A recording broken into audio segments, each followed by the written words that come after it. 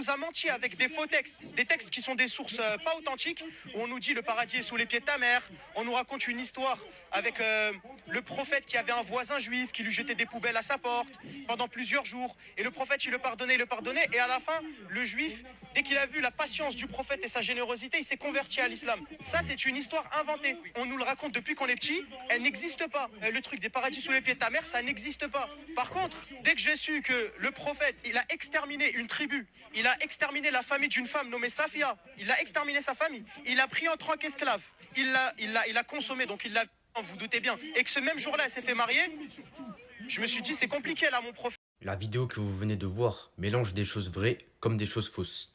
Et c'est pour cela que ça crée la confusion, vous voyez. Mais vas-y, je vais répondre avec respect, tu vois, je vais pas, vous voyez. Alors oui, certaines histoires très populaires ne sont pas authentiques. Par exemple, l'histoire du juif qui jetait des poubelles sur le prophète alayhi salatu wassalam. Beaucoup de savants disent que cette histoire n'a pas de source fiable, vous voyez. Mais ça ne veut pas dire qu'on nous a menti, que l'islam ment. Par exemple, la phrase comme le paradis est sous les pieds de ta mère.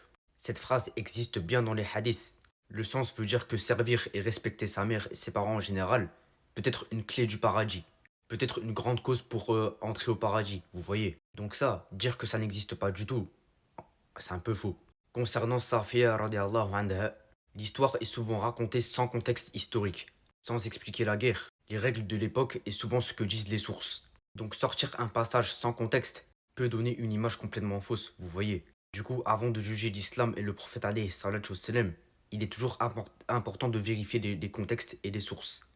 Salam alaikum wa rahmatullah.